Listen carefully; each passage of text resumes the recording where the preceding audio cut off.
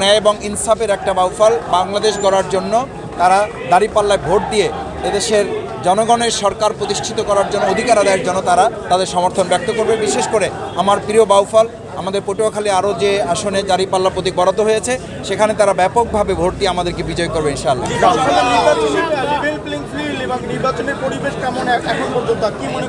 আমরা ইতিমধ্যে আপনারা এখানে ছিলেন সাংবাদকর্মীরা, আপনারা জেনেছেন যে আমরা বেশ কয়েকটি কনসার্নের কথা বলেছি।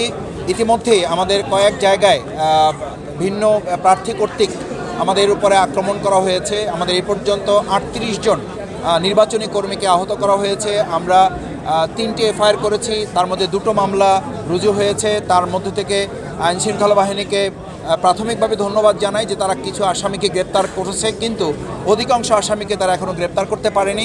বিশেষ করে আমাদের বাউফলের চন্দ্রদ্বীপ সহ কয়েকটি এলাকায় ভয়ভীতির প্রদর্শন করা হচ্ছে এবং কোনো প্রার্থীর পক্ষ থেকে দেখে নেওয়া হবে, তার কর্মীদেরকে বের হতে দেওয়া হবে না, তারপরে ভোট কেন্দ্রে তাদেরকে যেতে দেওয়া হবে না, নারী ভোটারদের উপস্থিতি আমরা করতে দেব না। এরকম ক্লিপগুলো আমরা প্রশাসনের কাছে প্রিজাইডিং অফিসার সহ নির্বাহী ম্যাজিস্ট্রেট, এসপি সহ যারা আছেন আইনশৃঙ্খলা রক্ষাকারী বাহিনী, এমনকি সেনাবাহিনীর যারা দায়িত্বে আছেন তাদের কাছেও আমরা ক্লিপগুলো পাঠিয়েছি। আমরা আজকে এখানে পরিষ্কার করে বলেছি এ সমস্ত বিষয়গুলো শুরু থেকেই যদি খুব শক্তভাবে কার্যকর পদক্ষেপ গ্রহণ করা না হয় তাহলে অন্তর্বর্তী সরকারের পক্ষ থেকে যে একটা উৎসব মুখর ঈদের মতো আনন্দ নিয়ে ভয়মুক্ত পরিবেশে নির্বাচন করার কথা সেটি বিঘ্নিত হবে। সে ব্যাপারে প্রশাসন আমাদেরকে আশ্বস্ত করেছে যে ব্যাপারে ভবিষ্যতে তারা আর্য কার্যকর পদক্ষেপ গ্রহণ করবে। অনেক